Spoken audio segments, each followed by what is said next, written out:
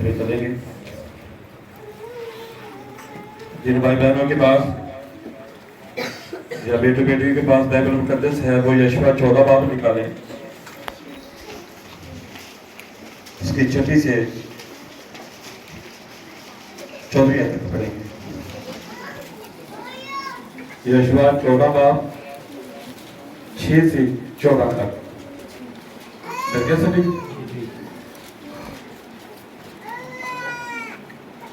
قرآن کے کلام میں لکھا ہے تب بنی یہودا جرجال میں یشوع کے پاس آئے اور قیدی یوحنا کے بیٹے کالب نے اس سے کہا تجھے معلوم ہے کہ خداوند نے مرد خدا موسیٰ سے میری اور تیری بابت قادس برنے میں کیا کہا تھا؟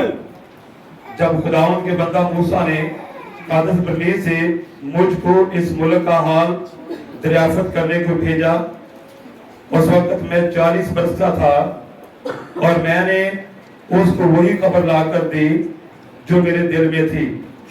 تو بھی میرے بھائیوں نے جو میرے ساتھ گئے تھے لوگوں کے دلوں کو پگھلا دیا، لیکن میں نے خداوند اپنے خدا کی پوری پیروی کی. موسیٰ نے اس دن قسم کھا کر کہا کہ جس زمین پر تیرا قدم پڑا ہے وہ ہمیشہ کے لیے تیری اور تیرے بیٹوں کی میراث ٹھہرے گی، کیونکہ تو نے خداوند میرے خدا کی پوری پیروی کی ہے. اور اب دیکھ، جب سے خداوند نے یہ بات موسیٰ سے کہی تب سے ان 45 برسوں تک جن میں بنی اسرائیل بیابان میں آوارہ پھرتے رہے، خداوند نے مجھے اپنے قول کے مطابق جیتا رکھا. اور اب دیکھ، میں آج کے دن 85 برس کا ہوں اور آج کے دن بھی میں ویسا ہی ہوں جیسا اس دن تھا جب موسیٰ نے مجھے بھیجا تھا، اور جان کے لیے اور باہر جانے اور لوٹنے کے لیے جیسی قوت مجھ میں اس وقت تھی ویسی ہی اب بھی ہے. سو یہ پہاڑی جس کا ذکر خداوند نے اس روز کیا تھا مجھ کو دے دے، کیونکہ تو نے اس دن سن لیا تھا کہ اناکیم وہاں بستے ہیں اور وہاں کے شہر بڑے اور فصیلدار ہیں. یہ ممکن ہے کہ خدا میرے ساتھ ہو اور میں ان کو خداوند کے قول کے مطابق نکال دوں. تب یشوع نے یوحنا کے بیٹے کالب کو دعا دی اور اس کو حبرون میراث کے طور پر دے دیا.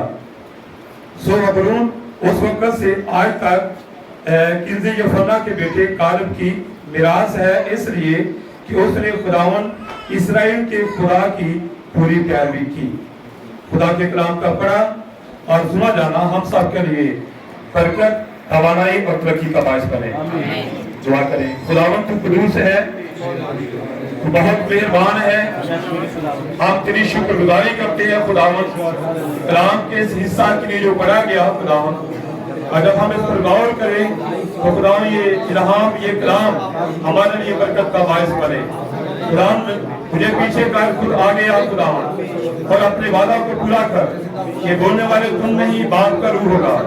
خداوند اپنے بچوں کو برکت دے خداوند، شروع سے آخر تک آپ کی کامل رہنمائی چاہتے ہیں خداوند یسوع مسیح کے قادر نام میں آمین. بیٹھ جائیں.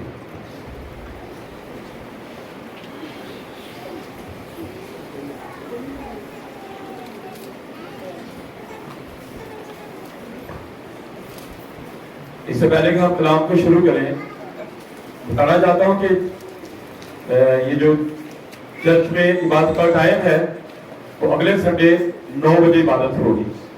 کتنے بجے؟ 9 بجے عبادت ہوگی. تو آپ یہ بتائیں کہ خدا ترتیب کو پسند کرتا ہے یا بے ترتیبی کو؟ ٹھیک ہے. ابھی میں باہر سے آیا، موٹر سائیکل کھڑا کیا تو باہر گیٹ پر پڑا، کسی کا وہ اس طرح موٹر سائیکل کا، کسی کا اس طرح ہے، کسی کی اس طرح. پھر میں نے کھڑا کیا اور جو ٹیڑے میڑے ادھر ادھر تھے سب کو میں نے وہاں پر لگا دیا. ہم خدا کے لوگ ہیں تو جب وہاں آتے ہیں نا موٹر سائیکل ترتیب سے کھڑے کیے گا باقی کو لے کے زبردست کر سکے. ٹھیک ہے. آئندہ اتوار عبادت کا ٹائم 9 بجے کا ہے تو تمام بھائی بہنیں जो है वो टाइम की पाबंदी करें। दूसरा ये, क्या गवर्नमेंट साहब के पास बाइबलें हैं? आपको पता कि यहाँ कितनी बाइबलें कलीसिया में तकसीम की गई, बाइबलें की गई तकसीम, और वो कुफर भी तकसीम किए गए। ठीक है, तो जिनको बाइबलें मिली हैं, बाइबलें हैं, वो चर्च में बाइबलें लेकर आया करें। और जब यहाँ से कोई हवाला पढ़ा जाता है तो आप भी अपनी बाइबल खोलें, वहां से वो हवाले पर गौर करें जो यहाँ से आपको बताया जाता है। तो बगैर किताबों के बच्चे भी स्कूल नहीं जाते, तो आप बगैर बाइबल के चर्च में आना बड़ा आपको अच्छा लगता है, अच्छा लगता है, इसलिए बाइबलें लेकर आया करें। तो हम आएंगे कलाम के हिस्सा से जो हमने पढ़ा है 6ठी आयत में, तब यहूदा जलजाल में यीशु के पास आए और किंदी यूहन्ना के बेटे कालेब ने उससे कहा, तुझे मालूम है कि खुदावंद ने मर्द खुदा मूसा से मेरी और तेरी बाबत कादश बरनी में क्या कहा था? ये कौन कह रहा है? ये कालेब यीशु से कह रहा है कि जब मूसा ने 12 लोगों को वादे की सरजमीन में भेजा था ताकि वहां का हाल दरियाफत करें, वहां की जासूसी करें, और जब वो वापस आते हैं तो वापस आकर 10 लोगों ने बुरी खबर दी, लेकिन 2 ने दुरुस्त खबर दी, जिनमें 2 में से एक कौन था? यशवा। दूसरा कौन था? दूसरा कालेब। और यह कालेब जो है वो यशवा से बात कर रहा है, क्योंकि जब मिस्र से इनको निकाला गया था तो मूसा के जरिए से इस्राएल कौम को वहां से निकाला, लेकिन वादे की सरजमीन में मूसा इनको लेकर नहीं गया, तो वहां कौन लेकर गया? वहां यशवा लेकर गया, और वो वादे की जो सरजमीन है उसको यशवा ने तकसीम किया है। और जब बाकी तमाम कबीलों को वो तकसीम जमीन कर दी गई तो अभी तक कालेब को नहीं मिली थी। तो कालेब ने यहाँ पर यशवा से कहा कि तुझे मालूम है कि कादश बरनी में मर्द खुदा मूसा ने मेरी और तेरी बाबत क्या कहा था? जब खुदावंद के बंदा मूसा ने कादश बरनी से मुझको इस मुल्क का हाथ दरियाफत करने को भेजा, उस वक्त मैं कितने वर्ष का था? 40 वर्ष का था, और मैंने उसको वही खबर लाकर दी जो मेरे दिल में थी। तो भी मेरे भाइयों ने जो मेरे साथ गए थे लोगों के दिलों को पिघला दिया। किन लोगों ने? जो बाकी भाई साथ गए थे, लोगों के दिलों को पिघला दिया, उनको परेशान किया, और ये कहा कि वो सरजमीन हम नहीं ले सकते, वहां के लोग इतने बड़े जबरदस्त कादावर हैं, हम इस लायक नहीं। ये क्या कर रहे थे? ये उनके दिलों को पिघला रहे थे, उनको परेशान कर रहे थे, बुज़दिल कर रहे थे। लेकिन इस शख्स ने आकर खुदावंद की पूरी पैरवी में उसको दुरुस्त खबर दी थी, लेकिन मैंने खुदावंद अपने खुदा की पूरी पैरवी की। तब मूसा ने उस दिन कसम खाकर कहा कि जिस जमीन पर तेरा कदम पड़ा है वो हमेशा के लिए तेरी और तेरे बेटों की मिलाद ठहरेगी। कब?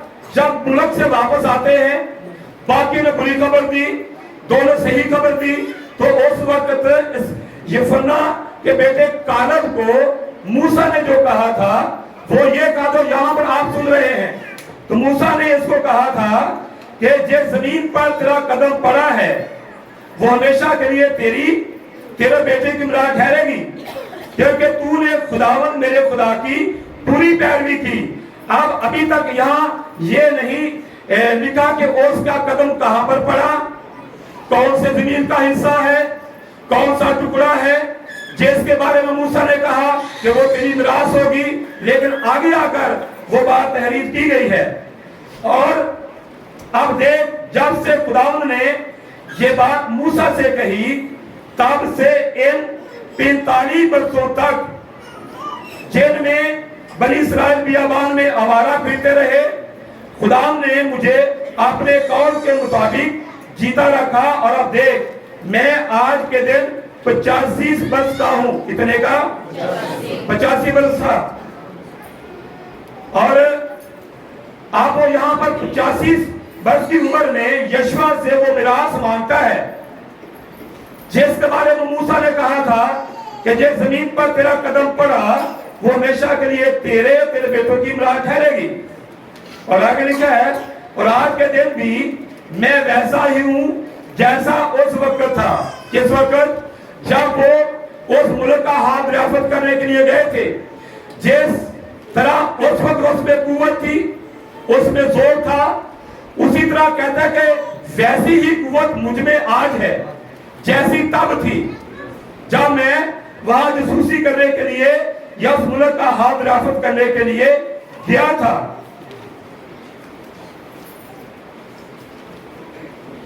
اس دن تھا جب موسیٰ نے مجھے بھیجا تھا اور جنگ کے لیے اور باہر جانے اور لوٹنے کے لیے جیسی قوت مجھ میں اس وقت تھی ویسی آپ بھی ہے.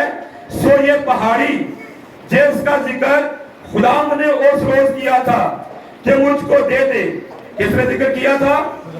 یعنی کہ خداوند نے، کہ خداوند نے ذکر کیا تھا کہ یہ جو پہاڑی ہے کس کو دی جائے؟ یہ کالب کو دی جائے.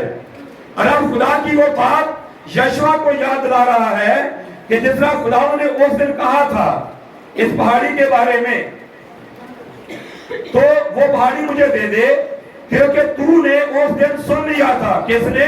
یشوا نے. مطلب جب خدا اس دن کہہ رہا تھا کہ یہ زمین کا حصہ کالب کا ہے تو پھر یشوا بھی سن رہا تھا ان ساری باتوں کو.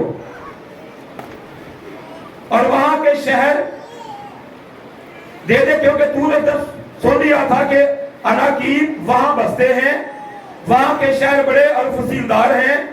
یہ ممکن ہے کہ خدا میرے ساتھ ہو اور میں ان کو خدا کے قول کے مطابق نکال دوں. تب یشوا نے یوحنا کے بیٹے کالب کو دعا دی اور اس کو حبرون میراث کے طور پر دے دیا.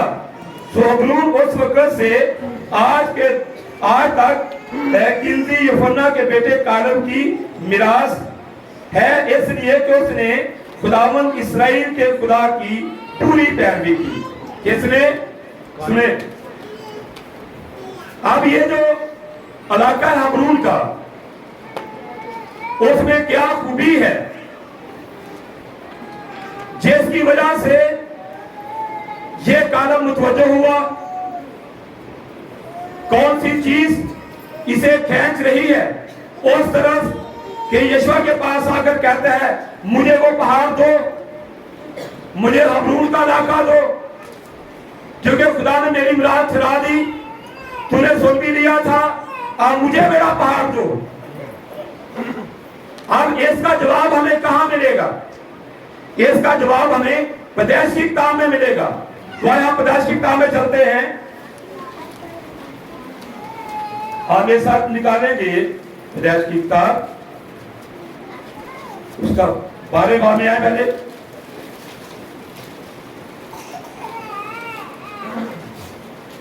پہلے آپ سے میں پڑھوں گا.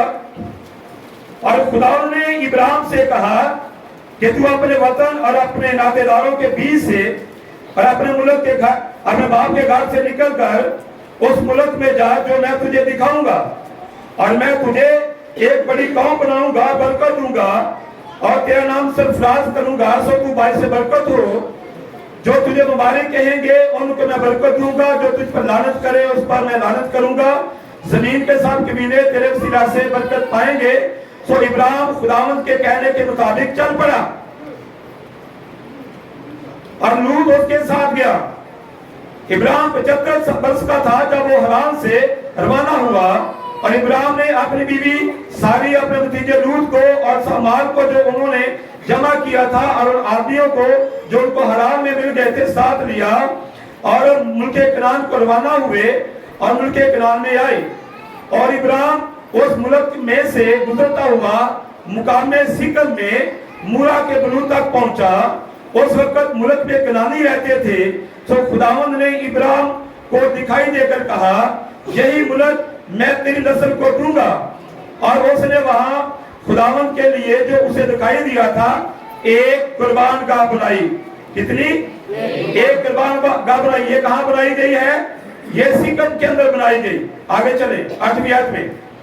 اور وہاں سے کوچ کر کے اس پہاڑ کی طرف گیا جو بیت ال کے مشرق میں ہے، اور اپنا ڈیرا ایسے لگایا کہ بیت المغرب میں اور ای مشرق میں پڑا، اور وہاں اس نے خداوند کے لیے ایک قربان گاہ بنائی اور خداوند سے دعا کی۔ یہ کتنی قربان گاہ ہے؟ دوسری۔ پہلی کہاں پر بنائی گئی؟ پہلی سکل میں بنائی گئی۔ دوسری کہاں بنائی گئی؟ دوسری بیت ال میں بنائی گئی۔ اب آئیں گے ہم 13 باب کی 18ویں آیت میں۔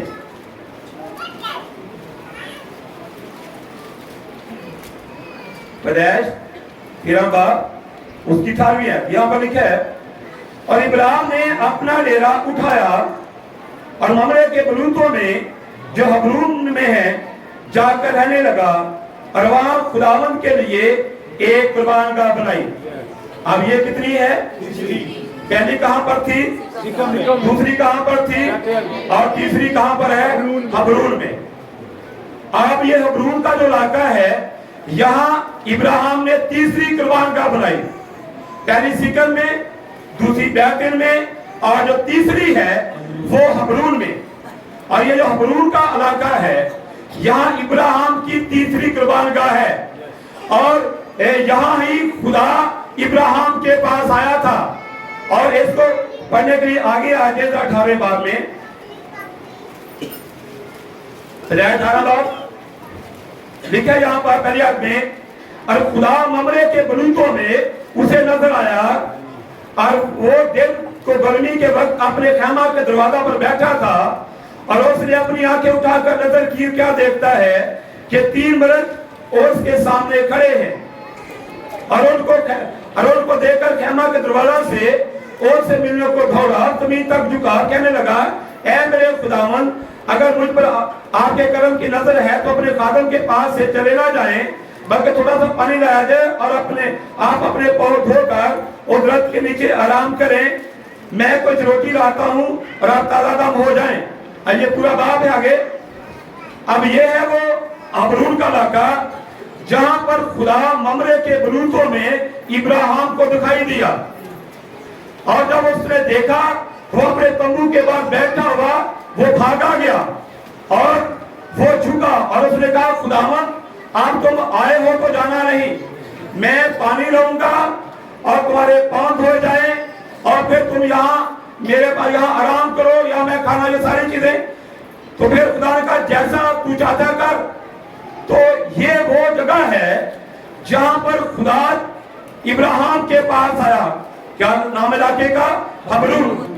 تو حبرون کے علاقہ میں خدا جو ہے وہ ابراہیم کے پاس آیا۔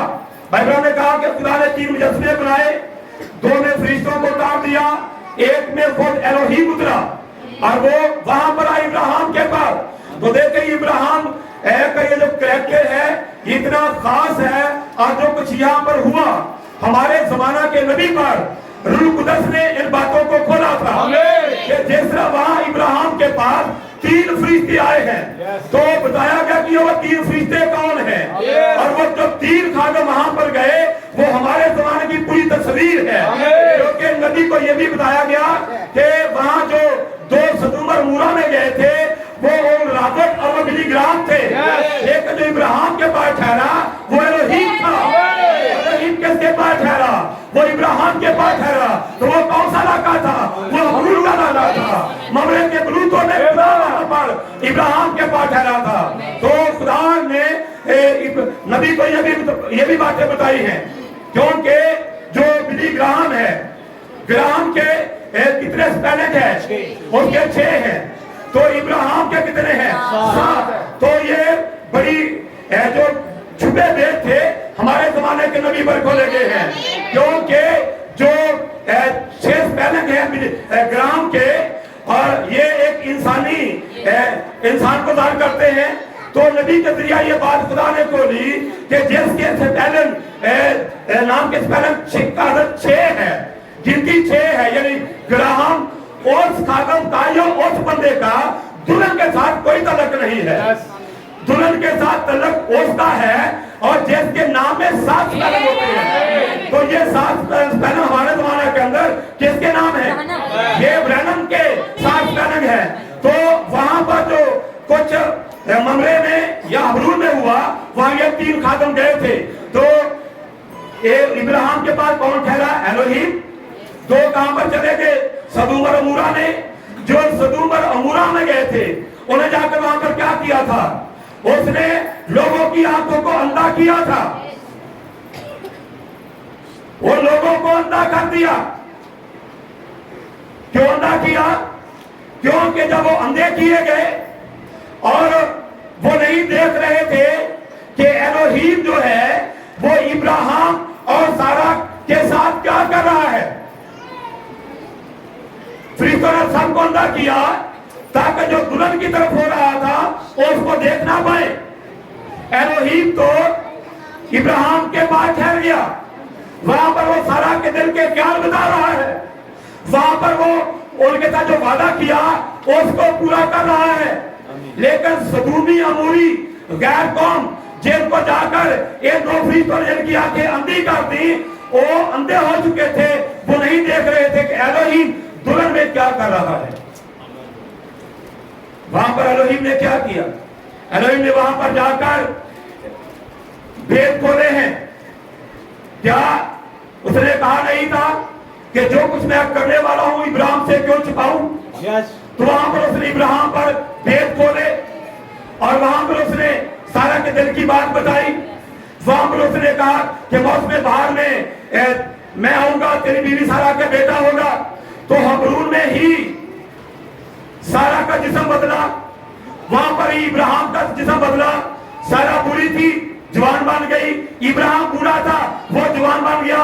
अब ये बाइबल में कहा कि जो कुछ खुदा यहाँ पर इब्राहिम के साथ कर रहा था, असल में खुदा बता रहा था कि वो इब्राहिम की शाही नस्ल के साथ क्या करने वाला है। आमीन।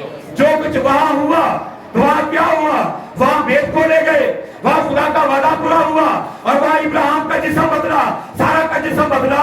तो यही को जब मसीह की आमद होगी, दुल्हन के साथ होगा, तो ये जो चीजें वहां पर उनके जिस्म बदले, ये एक रैप्चर का टाइम पर दुल्हन के साथ होगा। और ये जो चीजें हैं, यही चीज यहाँ पर कालम को खींच रही थी, यही मतवज्जो कर रही थी, यही उस तरफ इसको खींच रही थी, हबरून की तरफ। हबरून में क्या हुआ? हबरून में यह हुआ है, वहां उनके बदल जिस्म बदले हैं, वहां भेद खुले हैं। तो क्या आज भी दुनिया के अंदर क्या दुल्हन इस बात की मुंतजर नहीं?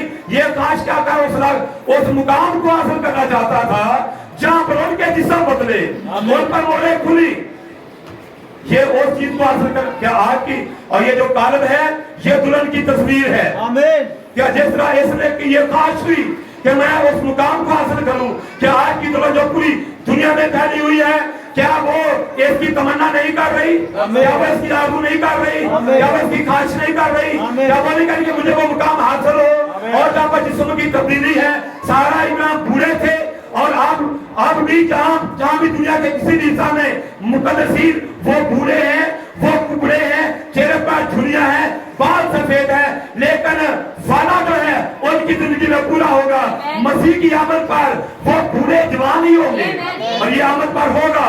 तो ये चीज यहाँ पर उसे खींच रही थी।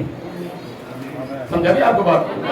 और ये कालम जो है कह रहा मेरा पहाड़ मुझे दो, हबरून का इलाका मुझे दो। वहां पर ही इब्राहिम और सारा के जिस्म बदले थे, वहां पर खुदा एलोहीम वहां पर आकर उसने भेद खोले थे वहां पर इब्राहिम पर। तो ये जो कालम है, कालम कह रहा है यीशुआ को कि तूने सुना था उस दिन कि खुदा ने क्या कहा था, आप मुझे वो पहाड़ दो जहां पर जिस्मों की तब्दीली है।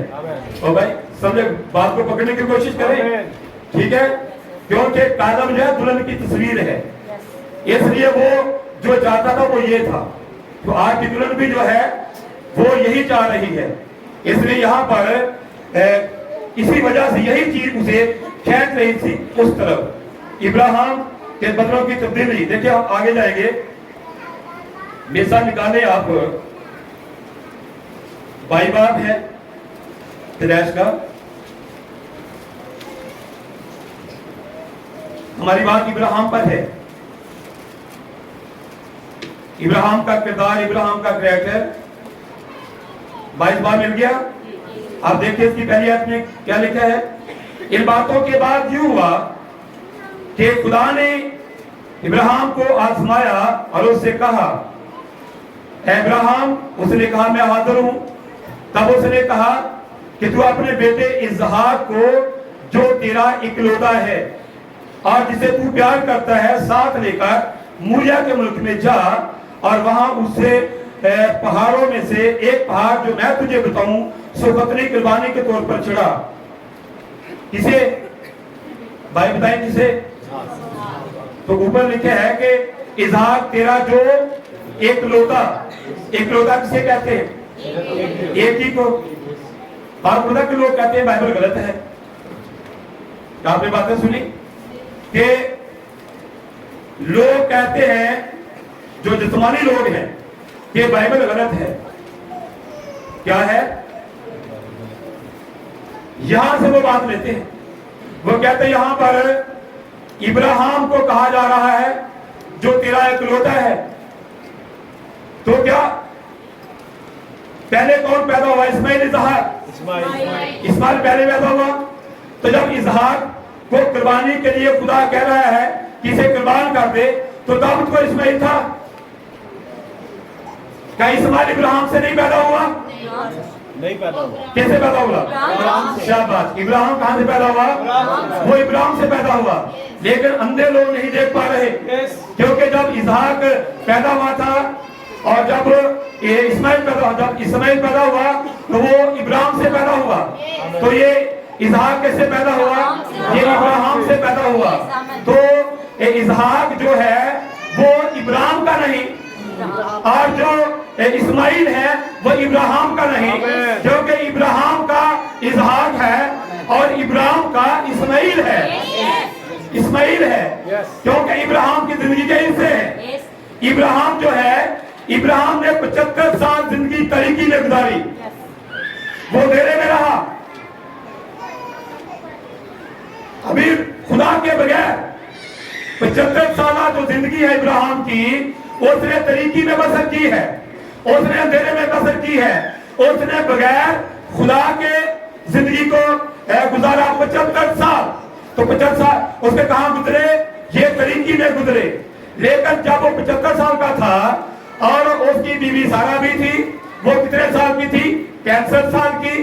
تو پھر جب خدا نے اس کو بلایا تو طریقی سے روشنی میں، اس وقت یہ 75 سال کے بعد یہ روشنی میں آتا ہے۔ لیکن اس سے پہلے کہ یہ روشنی میں آئے، جب ان کی عمر سارہ کی 18 سال اور اس کی 28 سال تھی تب ان کی شادی ہوئی۔ پھر 47 سال تک ان کے دل میں یہ بات تھی کہ خدا ہمیں اولاد دے، خدا ہمیں بیٹا دے۔ یہ 75 سال تک ان کی اپنی خواہش نہیں، لیکن بیٹا نہیں ملا۔ لیکن جب 75 سال کا ہوا تو خدا نے اس کو باہر نکالا، تب خدا نے وعدہ کیا کہ میں تجھے ایک بیٹا دوں گا۔ اس کی زندگی کے بھی 3 حصے ہیں، ایک حصہ 75 سالہ، ایک حصہ 25 سالہ، ایک حصہ پھر 75 سالہ۔ ابراہیم کی کل عمر کتنی ہے؟ 175 سال۔ یاد رکھے، کبھی بھی کوئی خالق یہ آپ سے پوچھ سکتا ہے کہ ابراہیم کی کل عمر کتنی ہے؟ 175 سال۔ 75 سال کا تھا جب اس کو طریقی سے باہر بلایا گیا، پھر 25 سال وعدے کے سال، پھر اگلے 75 سال جو ہے وہ سال ہے جس میں اس کی زندگی میں خدا کا کلام پورا وعدہ پورا ہوا تھا۔ تو یہ 3 حصے اس کی زندگی کے، اس نے قربان گاہیں بھی 3 بنائی ہیں۔ تو جب اس کو باہر بلایا گیا تو طریقی سے بلایا گیا۔ جب طریقی میں تھا، اس کے اوپر خدا نے جنبش کی۔ جس طرح آپ بدایت پہلا باب پڑھیں، پہلی آیت سے وہاں نے کہا کہ گہراؤں کے اوپر اندھیرا تھا، خدا کی روح پانی کی سطح پر جنبش کرتی تھی۔ تو میں خدا نے کہا روشنی ہو جا، روشنی ہو گئی۔ خدا نے دیکھا روشنی اچھی ہے، خدا نے روشنی کو طریقی سے جدا کیا۔ تو پھر جب ابراہیم پر خدا کے روح نے جنبش کی تو خدا نے اس کو طریقی سے الگ کیا۔ اب یہ کہاں پر آ گیا؟ روشنی میں۔ اسی طرح جس طرح ہم روشنی میں آنے سے پہلے طریقی میں تھے، ہم گناہ میں تھے، ہم تنظیموں میں تھے اور ہم دنیا داری میں تھے، اور جب ہم پر خدا کے کلام کی گردش ہوئی یا روح القدس نے ہم پر جنبش کی اور ہم نے کلام کو قبول کیا، ہم نے آواز کو قبول کیا اور ہم طریقی سے باہر آ گئے. کہاں پر؟ طریقی سے روشنی میں. کون کہتا ہے تیرا کلام میرے قدموں کے لیے چراغ راہ کے لیے روشنی ہے؟ جب ابراہیم کو روشنی ملایا گیا، اس کو کہا اس ملک میں چل جو میں تجھے دکھاؤں. آپ نے یہ چلنا شروع کیا، جا رہا ہے. کسی نے پوچھا کہ ابراہیم کہاں جا رہا ہے؟ کہتا مجھے نہیں پتا، بس میں جا رہا ہوں. کیسا تو بندہ ہے، تجھے پتہ نہیں میں جا کہاں پر رہا ہوں؟ کہتا مجھے نہیں پتا کہاں جا رہا ہوں، لیکن میں پہنچ جاؤں گا، مجھے پتا چل جائے کہ میں پہنچ گیا. تو وہ جا کھا رہا تھا اس ملک کی طرف جو خدا نے اسے کہا تھا، کہا کہ اس ملک کی طرف جا جو میں تجھے دکھاؤں گا. ابھی دکھایا نہیں، دکھاؤں گا. تو وہ چل پڑا تھا. تو جا کر اس نے جب سکر میں آیا، وہاں پہلی قربانگاہ بنائی، پھر بیتل میں دوسری بنائی، پھر 13 میں تیسری بنائی. تو نبی نے بتایا کہ جو یہ جو 12 کا عدد ہے، 12 کا عدد عبادت کا عدد ہے. 12 کا عدد کا ہے، یہ عبادت کا عدد ہے. تو اس وقت 75 سال میں اس نے عمر گزاری بغیر خدا کے، اور اس میں اس نے وہ بھکتی نہیں کی، وہ عبادت نہیں کی. اور یہ قربان گاہ، یہ دعا، یہ 75 سال کے بعد ہمیں بات ہے. اور جب یہ طریقی سے روشنی میں آتا ہے، پھر اس نے پہلی قربان گاہ بنائی، دوسری بنائی، تیسری بنائی. جو تیسری ہے اور اس نے کالب کو کھینچا ہے. تیسری نے اب ابراہیم کی زندگی کے اندر 3 چیزیں پائی گئی. ایک اس کا حصہ 75 سالہ، 25 سالہ اور پھر 75 سالہ. تو یہ بتائیں کہ جب ابراہیم سے اسحاق پیدا ہوا، تب ابراہیم کتنے سال کا تھا؟ جب اسحاق پیدا ہوا ابراہیم کتنے سال کا تھا؟ پتہ ہے آپ کو؟ 100 سال کا. تو اسحاق کی شادی ہوئی. کتنی عمر میں اسحاق کی شادی ہوئی؟ جب علی اظہر ربکہ کو لے کر گیا، اور اس وقت اسحاق کتنے سال کا تھا؟ 40 سال کا. تو ابراہیم کتنے سال کا ہو گیا؟ 140 کا. ریاضی آپ کی اچھی ہے. 140 کا. تو پھر اسحاق کی ابھی اولاد نہیں ہوئی تھی. تو پھر اس نے دعا کی. تو وہ کتنے سال کا تھا جب اس کے بیٹے ہوئے؟ اسحاق کتنے سال کا تھا؟ اسحاق 60 سال کا تھا. جب اسحاق 60 سال کا تھا تو اس کے 2 بچے پیدا ہوئے. تو اس وقت ابراہیم کتنے سال کا تھا؟ 10 نہیں 160 سال تھا. تو ابراہیم کی کل عمر کتنی ہے؟ 175 سال. تو اب جب 2 بچے اسحاق کے پیدا ہوئے، یہ 160 کا تھا. باقی کتنے بچے؟ باقی 15 بچے. ٹھیک ہے. آپ دیکھیں، جب ربکہ کو خدا نے برکت دی تھی، اس کے اولاد نہیں تھی، اس کے شوہر نے دعا کی، اسحاق نے دعا کی، اور پھر شادی کے بعد 20 سال کے بعد اس کے اولاد ہوئی تھی. اور اس کو خدا نے 2 بچے دیے، 2 بیٹے. ایک کا نام کیا رکھا تھا؟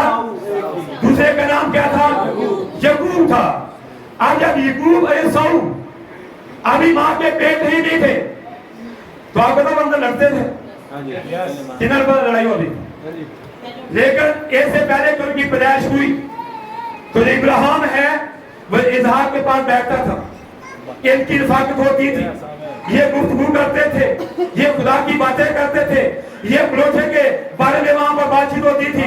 جب یہ پلوٹھے کے بارے میں، یہ پلوٹھا کیا ہوتا ہے، ٹھیک ہے، جب یہ گفتگو وہاں پر ابراہیم اسحاق کی ہوتی تھی تو وہ دونوں اندر سنتے تھے کہ باہر ابراہیم کیا کہتا ہے، اسحاق کیا کہتا ہے. تو جب یہ باتیں وہ سنتے تھے تو اندر ان کی لڑائی ہوتی تھی. جیسے بعد پلوٹھے کی بات ہوتی تھی، اندر وہ جانتے کہ پلوٹھا جو ہے، میں پلوٹھا ہونا چاہتا ہوں، میں پہلے باہر جاؤں گا. وہ کہتا میں پہلے جاؤں گا. پتا ایک ایڑی بھی پکڑی تھی. اور یہ پلوٹھا بننے کے لیے ان کے اندر بڑی جدوجہد تھی، کیونکہ جو رفاقت ابراہیم اور اسحاق کی ہوتی تھی وہاں یہ باتیں ہوتی تھی.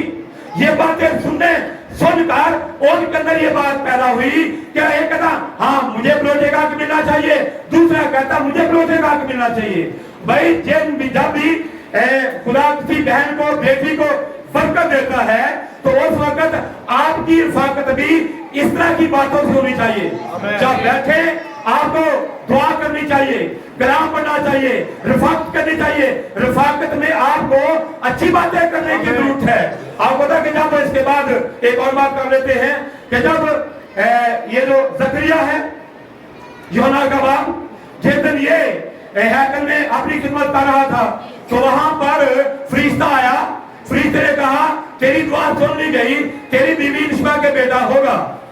اب اس نے یقین نہیں کیا، اب تو تیری زبان بند ہے، بند ہوگی زبان۔ لیکن الشبا کو جب یہ بتایا گیا کہ بیٹا ہوگا، یہ تو اس کے ساتھ ہوا۔ پھر یہ آدمی گھر میں گیا، پھر الشبا حاملہ ہوئی، پھر اس کے بعد فرشتہ مقدسہ مریم کے پاس بھی گیا، مقدسہ مریم سے کہا کہ روح قدس کی قدرت کو حاملہ ہوگی، تیرے بیٹا ہوگا اور تیرے رشتہ دار الشبا جو ہے اس کے بھی چھٹا مہینہ ہے۔ کون مخاطب ہوا مریم سے؟ فرشتہ۔ پھر مریم گئی اپنے رشتہ دار کے پاس، کس کے پاس؟ الشبا کے پاس۔ تو وہاں پر بھی جا کر مریم نے اس سے درست باتیں کی، فرشتے کی باتیں کی، اس کو بتایا الشبا کو میرے پاس فرشتہ آیا، اس نے ساتھ یہ بات کی، اس نے مجھے یہ کہا، اس نے مجھے یہ کہا۔ یہ ساری باتیں وہ الشبا کے ساتھ کر رہی تھی۔ تو تب تو یوحنا کے پیٹ میں 6 مہینے کا تھا۔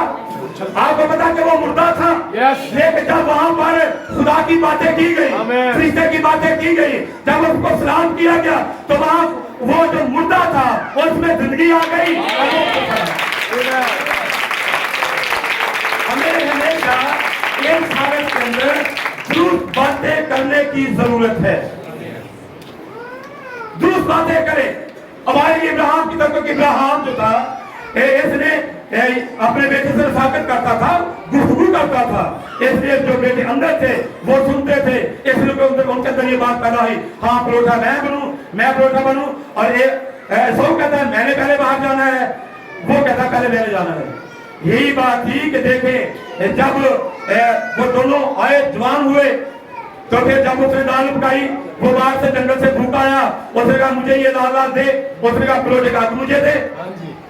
لیکن یہاں پر اس نے کہا میں نے پروجیکٹ کو کیا کرنا ہے، میں تو مر رہا ہوں۔ اس نے کہا پروجیکٹ تیرا، مجھے بس دال چاہیے۔ تو یہاں پر جو یعقوب تھا وہ کامیاب ہوا پروجیکٹ کو لینے کے لیے، کیونکہ وہ سنتے تھے ساری باتوں کو۔ ٹھیک ہے، آپ دیکھ کے آئیں گے پھر واپس ابراہیم کو کی طرف۔ ابراہیم پہلے کہاں تھا؟ طریقی میں۔ میں نے وہاں ابھی پوچھا ہے کہ وہ کمپیوٹر میں نہیں ہے وہ باتیں، ٹھیک ہے۔ ابراہیم کے ساتھ جو کچھ ہوا، نبی نے کہا جو وہاں ہو رہا تھا، اس لیے یہ ایک سریت تھی خدا جو کو دلہن کے ساتھ کرنے والا تھا۔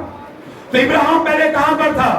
تاریکی میں تھا، اندھیرے میں تھا۔ جب اس کو طریقی سے نکالا گیا تو وہ روشنی میں آیا، تو روشنی اس کی زندگی میں بڑھتی گئی۔ ہمارے جیونوں میں روشنی کس طرح بڑھتی ہے؟ آپ جتنا زیادہ کلام سنتے ہیں، جتنی زیادہ آواز سنتے ہیں، جتنے زیادہ کلام سے بڑھتے ہیں، روح قدس سے ممنون ہوتے جاتے ہیں، سمجھے کہ آپ کی زندگی کے اندر بھی روشنی بڑھتی جاتی ہے۔ آپ زیادہ روشنی میں چل رہے ہیں، آپ روشنی بن جاتے ہیں۔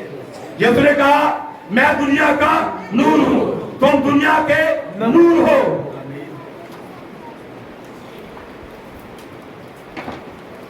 آپ دیکھیں جب عید پینتیکوست میں جو کلیسیا شروع ہوئی تھی، وہ کلیسیا ایک روشن کلیسیا تھی۔ پھر اس کلیسیا کو چرچ کو برباد کیا گیا، پھر ڈائریکٹ کیج آ گیا۔ تو پھر جو بحالی شروع کا آغاز ہوا، یہ کہاں سے ہوا تھا؟ یہ لوتھر سے، یعنی کہ وہاں سے پھر کوپر نکلی، پھر روشنی آئی، پھر آگے ویسلی آیا، روشنی اس سے زیادہ آئی۔ آپ نے دیکھا بھائی برینم نے یہ تصویر بنائی ہے بلیک بورڈ پر، یہ زمانے جو ہے بنایا ہے نا، لیکن یہ ہے 7واں۔ یہ آپ کو اگر کسی کو نظر آ پائے تو، یعنی کہ یہ تھوڑی سی एक वाइट रोशनी है यहाँ पर। यस आमीन। लेकिन ये वाइट रोशनी भाई बहन ने बनाई थी।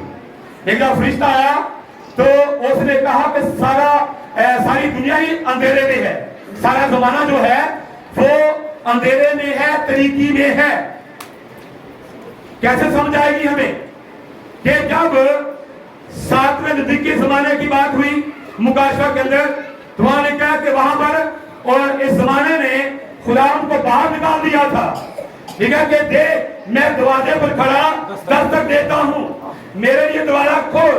अब ये जो नूर है, खुदावंद है, ये तो बाहर था, तो जमाना जो है लौदीकिया का, उसे दरवाजा बंद किया हुआ है, खुदावंद को बाहर निकाला है, कलाम बाहर है, तो कलाम ही रोशनी है, तो बाहर दरवाजा बंद है।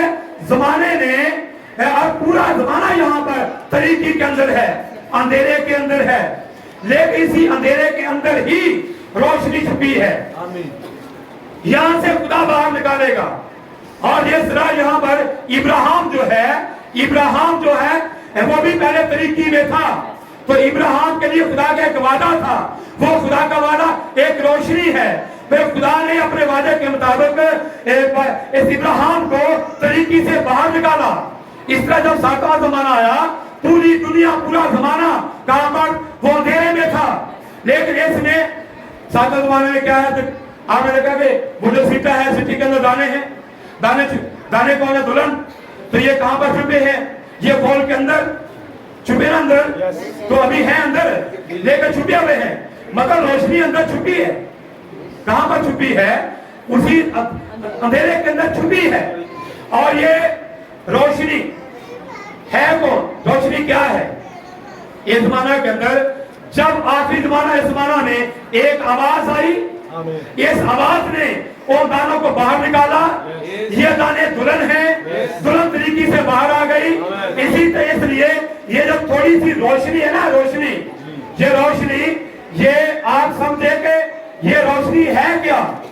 ये रोशनी ये दुल्हन की दुल्हन है। ये रोशनी क्या है? ये दुल्हन है जिसको तरीकी से बाहर निकाला गया, जिस इब्राहिम को तरीकी से बाहर निकाला गया। ठीक है, तो ये जो वाइट थोड़ा सा हिस्सा है, ये दुल्हन का हिस्सा है। किसका है? दुल्हन का हिस्सा है। क्या आपने कलाम में पढ़ा कि इब्राहिम ने कहा मैं चोर की मान दूंगा?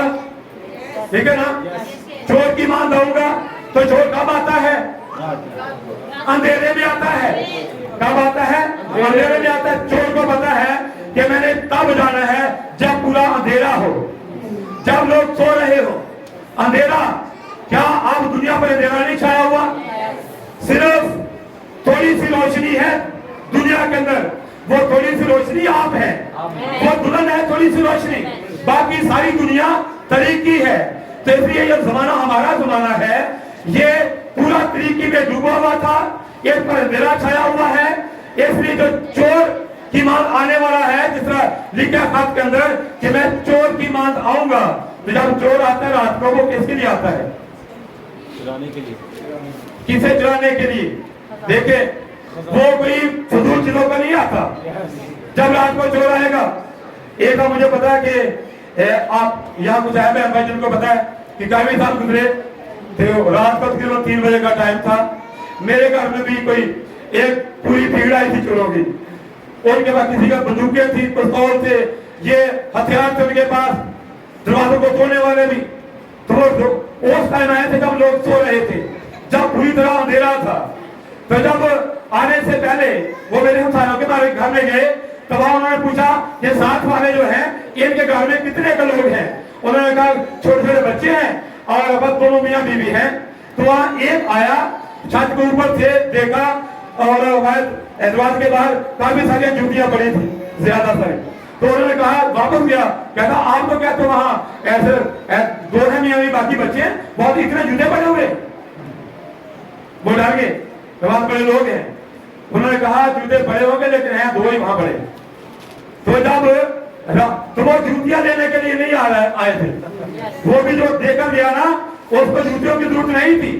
तो जब चोर रात को आता है तरीकी में, अंधेरे में, तो वो हमारी जूतियां लेने के नहीं आता, वो हमारे वो जो पास्टरगंज में कूड़ा पड़ा होता है वहां नहीं आ डालता, वो मामूली चीज नहीं, वो किसी कीमती चीज के लिए वो आता है ताकि वो आए रात के अंधेरे में और जो कीमती चीज है उसको उठाकर लेकर चला जाए। आज दुनिया के अंदर एक ही कीमती चीज है, बाकी सब खुदावन के लिए कीमती नहीं है। एक ही कीमती चीज है और जो दुनिया के अंदर है, आप दुनिया में पूरा अंधेरा है और एक चीज जो रोशनी है वही कीमती चीज है दुनिया के अंदर और वो कीमती चीज मसीह की दुल्हन है। और जिसकी कीमत क्या है? बड़े का लहू, उसकी कीमत अपना लहू बहाकर दुल्हन को खरीदा है। और हमारी कीमत क्या है? उसका लहू। आप ले देखते बाइबल में किताबों में क्यों ये बात कही, जब आप बाजार में जाते हो आपको कोई चीज पसंद आ जाती है तो आपको उससे मोहब्बत है, चाहते मैंने ये खरीदनी है, आपको कोई भी कीमत अदा करनी पड़े आप उसको खरीद लेते हैं क्योंकि आप उसे चाहते हो। इस दुनिया के अंदर खुदा जो है वो उसको दुल्हन पसंद है और वो दुल्हन को चाहता था, तो दुल्हन को लेने के लिए उसको जो भी कीमत अदा करना पड़ी उसने अदा की। तो उसने दुल्हन को लेने के लिए कीमत अदा की, तो वो क्या कीमत थी? उसका लहू था।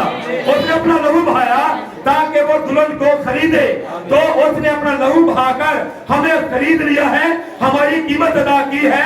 अब दुनिया के अंदर ये छोटी सी रोशनी है, वो उसकी दुल्हन, ये सबसे ज्यादा कीमती यही है और इसको लेने के लिए वो अब रात के लेने में आएगा। आप ऐसे परेशान हो, लेकिन दिन दुनिया के अंदर बदी बढ़ रही है, गुनाह रूप पर जा रहा है, अंधेरा ही अंधेरा है, तो अंधेरा होना जरूरी है क्योंकि जब पूरा अंधेरा हो जाए तो वो जिसने कहा मैं चोर की मानद आऊंगा, और क्योंकि वो चोर कब आता है? अंधेरे में आता है। अंधेरा जब होगा पूरे तौर से तो फिर वो आएगा चोर की मानद, आपकी दुल्हन को दुनिया से लेकर चला जाएगा।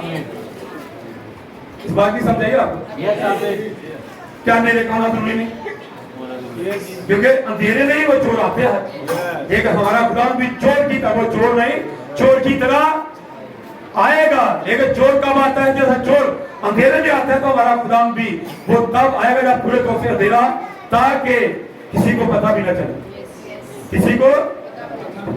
अब और देखें, जब दोनों फरिश्ते सदूम अमूरा में गए थे तो क्या सदूम अमूरा किसको दान करता है? गैर अक़वाम को।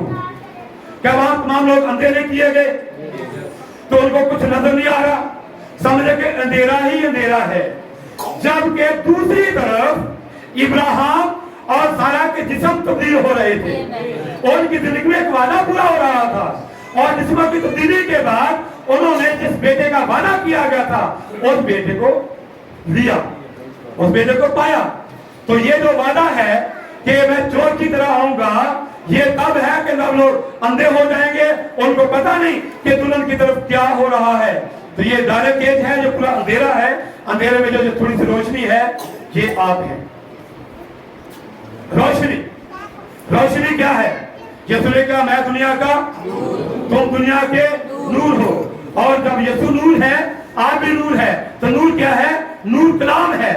तो आप दुनिया के अंदर इस वक्त कलाम है, इसलिए आप नूर हैं। इसलिए कहा कि तुम्हारी रोशनी आदमियों के सामने चमके।